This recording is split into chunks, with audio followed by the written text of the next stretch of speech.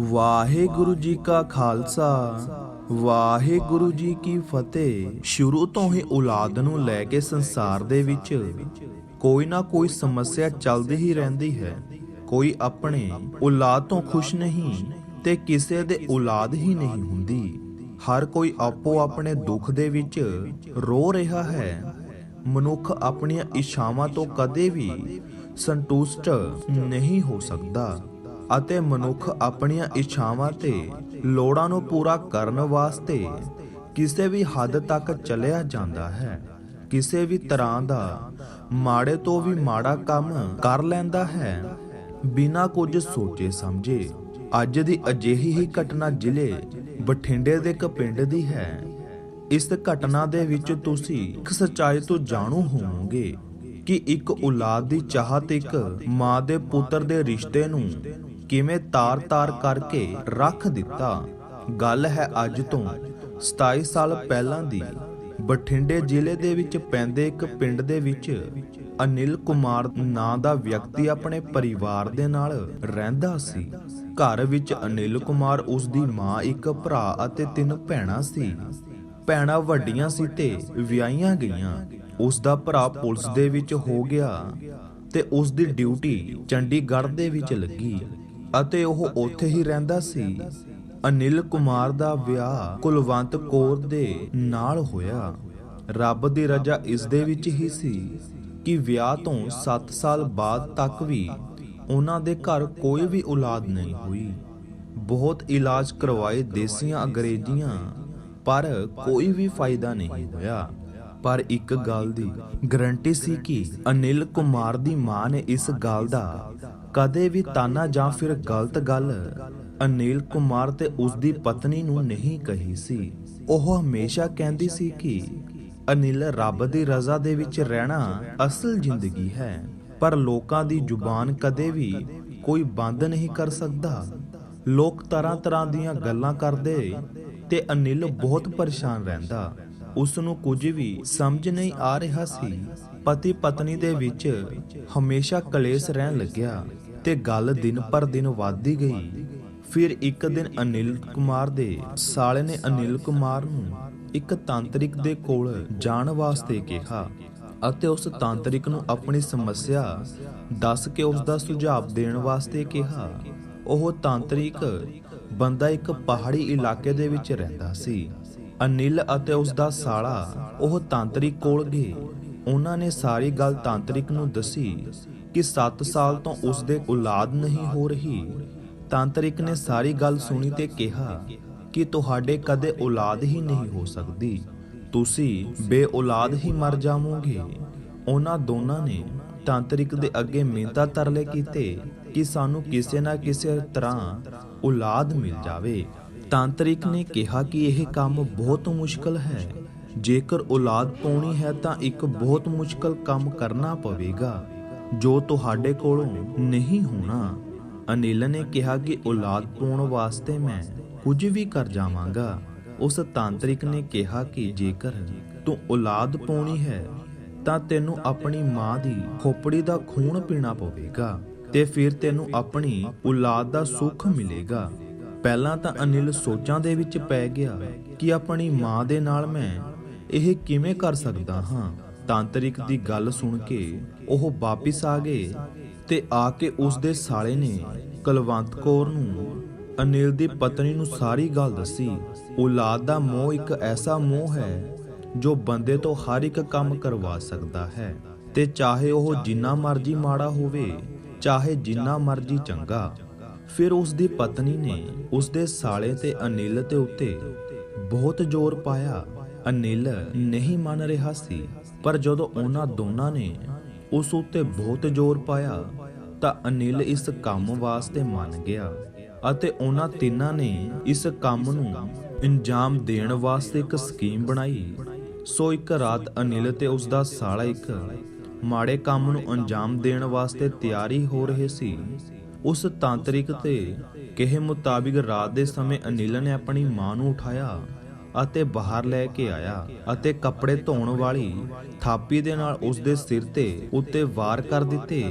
ਇੱਕਦਮ ਹੋਇਆ ਵਾਰ ਤੋਂ ਉਸ ਦੀ ਮਾਂ ਨੂੰ ਕੁਝ ਸਮਝ ਨਹੀਂ ਲੱਗਿਆ ਅਤੇ ਉਸ ਦੀ ਮਾਂ ਦੇ ਮੂੰਹੋਂ ਦੇ ਵਿੱਚ ਇਹ ਗੱਲ ਨਿਕਲੀ ਕਿ ਅਨਿਲ ਮੈਨੂੰ ਨਾ ਮਾਰੀ। ਐਨੀ ਗੱਲ ਸੁਣ ਕੇ ਆਪਣੀ ਮਾਂ ਦਾ ਖੂਨ ਦੇਖ ਕੇ ਅਨਿਲ ਤਾਂ ਪਿੱਛੇ ਹਟ ਗਿਆ। ਅਨਿਲ ਨੂੰ ਕਮਜ਼ੋਰ ਪੈਂਦਾ ਦੇਖ ਉਸ ਦਾ ਸਾਲਾ ਉਸ ਦੇ ਉੱਤੇ ਭੜਕਿਆ ਤੇ ਕਿਹਾ ਦੇਖ ਹੀ ਰਿਹਾ ਹੈ ਤੈਨੂੰ ਔਲਾਦ ਨਹੀਂ ਚਾਹੀਦੀ। ਐਨੀ ਗੱਲ ਸੁਣ ਕੇ ਅਨਿਲ ਨੇ ਵਾਰ ਕਰ ਕਰਕੇ ਆਪਣੀ ਮਾਂ ਦੀ ਹੱਤਿਆ ਕਰ ਦਿੱਤੀ ਅਤੇ ਤਾਂਤਰਿਕ ਦੇ ਕਹਿਣ ਮੁਤਾਬਿਕ ਉਸ ਦੇ ਸਿਰ ਦਾ ਖੂਨ ਪੀਤਾ। ਅਸੀਂ ਅਕਸਰ ਟੀਵੀ ਦੇ ਵਿੱਚ ਹੀ ਦੇਖਦੇ ਹਾਂ ਕਿ ਲੋਕ ਔਲਾਦ ਪਾਉਣ ਵਾਸਤੇ ਕੀ ਕੁਝ ਕਰਦੇ ਨੇ, ਬਲੀ ਤੱਕ ਵੀ ਦੇ ਦਿੰਦੇ ਨੇ। ਅਨਿਲ ਨੇ ਵੀ ਕੁਝ ਅਜਿਹਾ ਹੀ ਕੀਤਾ ਸੀ। ਆਪਣੀ ਔਲਾਦ ਪਾਉਣ ਵਾਸਤੇ ਇੱਕ ਔਲਾਦ ਨੇ ਆਪਣੀ ਹੀ ਮਾਂ ਦੀ ਬਲੀ ਚਾੜ ਦਿੱਤੀ। ਸੋ ਉਸੇ ਰਾਤ ਅਨਿਲ ਦਾ ਭਰਾ ਜੋ ਕਿ ਪੁਲਿਸ ਦੇ ਵਿੱਚ ਸੀ ਉਸ ਨੂੰ ਇੱਕ ਸੁਪਨਾ ਆਇਆ ਅਤੇ ਸੁਪਨੇ ਦੇ ਵਿੱਚ ਉਸ ਦੀ ਮਾਂ ਉਸ ਨੂੰ ਕਹਿੰਦੀ ਹੈ ਕਿ ਅਨਿਲ ਨੇ ਮੈਨੂੰ ਮਾਰ ਦਿੱਤਾ। ਇਹ ਸੁਪਨਾ ਦੇਖ ਕੇ ਉਹ ਬਹੁਤ ਹੀ ਡਰ ਗਿਆ ਅਤੇ ਅਗਲੇ ਹੀ ਦਿਨ ਸਵੇਰੇ ਘਰੋਂ ਫੋਨ ਆਇਆ ਕਿ ਉਸ ਦੀ ਮਾਂ ਦੀ ਪੌੜੀਆਂ ਦੇ ਵਿੱਚੋਂ ਡਿੱਗਣ ਦੇ ਕਾਰਨ ਸਿਰ ਦੇ ਉੱਤੇ ਸੱਟ ਲੱਗਣ ਦੇ ਕਾਰਨ ਮੌਤ ਹੋ ਗਈ ਅਤੇ ਉਸ ਦੇ ਸੰਸਕਾਰ ਵਾਸਤੇ ਉਸ ਨੂੰ ਘਰ ਬੁਲਾਇਆ ਗਿਆ।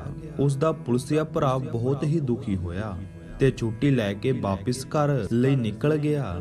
ਪਰ ਉਸ ਦਾ ਪੁਲਿਸਿਆ ਭਰਾ ਰਾਤੀ ਸੁਪਨੇ ਬਾਰੇ ਸੋਚੀ ਜਾ ਰਿਹਾ ਸੀ।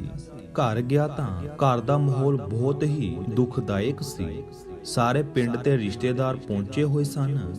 ਉਸ ਦੇ ਪੁਲਿਸਿਆ ਭਰਾ ਨੇ ਪੁੱਛਿਆ ਕਿ ਕਿਸ ਤਰ੍ਹਾਂ ਹੋਇਆ ਤਾਂ ਅਨਿਲ ਨੇ ਕਿਹਾ ਕਿ ਮਾਂ ਰਾਤੀ ਡਿੱਗ ਗਈ ਤੇ ਸਿਰ ਦੇ ਉੱਤੇ ਸੱਟ ਲੱਗਣ ਦੇ ਕਾਰਨ ਉਸ ਦੀ ਮੌਤ ਹੋ ਗਈ। ਉਸ ਦੇ ਭਰਾ ਨੂੰ ਯਕੀਨ ਨਹੀਂ ਹੋਇਆ ਤਾਂ ਉਸਨੇ ਰੌਲਾ ਪਾ ਦਿੱਤਾ ਕਿ ਮੇਰੀ ਮਾਂ ਨੂੰ ਮਾਰਿਆ ਗਿਆ ਹੈ ਅਤੇ ਉਸਨੇ ਪੁਲਿਸ ਬੁਲਾ ਲਈ।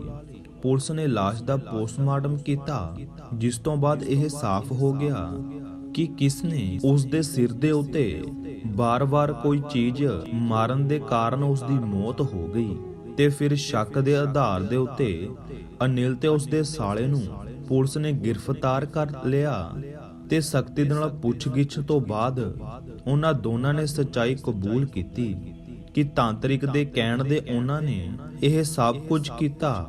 ਕੇਸ ਚੱਲਿਆ, ਅਨਿਲ ਨੂੰ ਸਜ਼ਾ ਹੋਈ, ਪਰ ਫਿਰ ਭੈਣਾਂ ਨੇ ਸੋਚਿਆ ਕਿ ਭਰਾ ਦਾ ਘਰ ਉੱਜੜ ਜਾਵੇਗਾ ਤੇ ਇਸ ਕਰਕੇ ਉਸ ਦੀਆਂ ਭੈਣਾਂ ਨੇ ਸਜ਼ਾ ਮਾਫੀ ਦੀ ਅਰਜ਼ੀ ਵੀ ਪਾਈ ਤੇ ਅਨਿਲ ਨੂੰ 3 ਸਾਲ ਬਾਅਦ ਜੇਲ੍ਹ ਦੇ ਵਿੱਚੋਂ ਬਾਹਰ ਕੱਢ ਲਿਆਇਆ ਗਿਆ।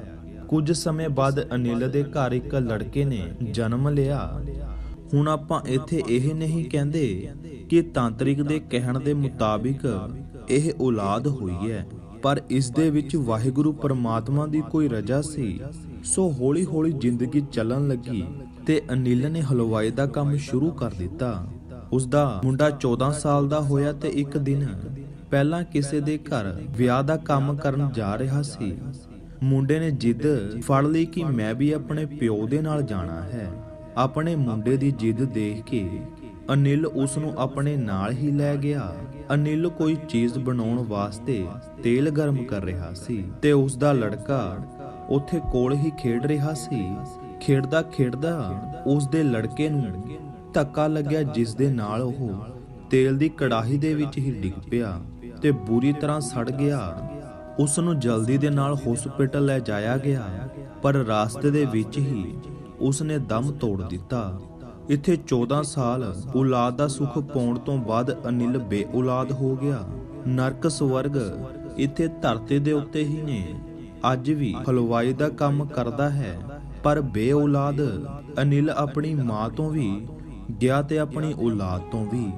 ਦਰਗਾਹ ਦੇ ਵਿੱਚ ਨਾ ਤਾਂ ਉਸ ਪਰਮਾਤਮਾ ਨੇ ਮਾਫੀ ਦੇਣੀ ਹੈ ਤੇ ਨਾ ਉਸ ਦੀ ਮਾਂ ਨੇ ਤੇ ਨਾ ਹੀ ਉਸ ਦੀ ਔਲਾਦ ਨੇ।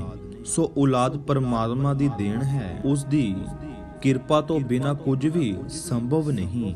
ਚਾਹੇ ਮਨੁੱਖ ਜਿੰਨੀ ਮਰਜ਼ੀ ਕੋਸ਼ਿਸ਼ ਕਰ ਲਵੇ, ਉਸ ਪਰਮਾਤਮਾ ਦੀ ਨਜ਼ਰ ਤੋਂ ਬਿਨਾਂ ਕੁਝ ਨਹੀਂ ਮਿਲਦਾ। ਤੇ ਇਹ ਗੱਲ ਇੱਕ ਸੱਚਾਈ ਹੈ ਤੇ ਇਹ ਸੱਚਾਈ ਸਾਨੂੰ ਆਪਣੀ ਜ਼ਿੰਦਗੀ ਦੇ ਵਿੱਚ ਉਤਾਰਨੀ ਹੀ ਚਾਹੀਦੀ ਹੈ। ਇਸ ਤਰ੍ਹਾਂ ਦੀ ਵੀਡੀਓ ਦੇਖਣ ਦੇ ਲਈ ਸਾਡੇ ਚੈਨਲ ਨੂੰ ਸਬਸਕ੍ਰਾਈਬ ਕਰ ਲਵੋ ਤੇ ਵੀਡੀਓ ਨੂੰ ਵੱਧ ਤੋਂ ਵੱਧ ਸ਼ੇਅਰ ਜ਼ਰੂਰ ਕਰਿਓ। ਤਾਂ ਜੋ ਹੋਰ ਵੀ ਸੰਗਤਾਂ ਦਾ ਭਲਾ ਹੋ ਸਕੇ। ਨਵੀਂ ਵੀਡੀਓ ਲੈ ਕੇ ਜਲਦ ਹੀ ਆਵਾਂਗੇ। ਉਦੋਂ ਤੱਕ ਦੇ ਲਈ ਵਾਹਿਗੁਰੂ ਜੀ ਕਾ ਖਾਲਸਾ, ਵਾਹਿਗੁਰੂ ਜੀ ਕੀ ਫਤਿਹ।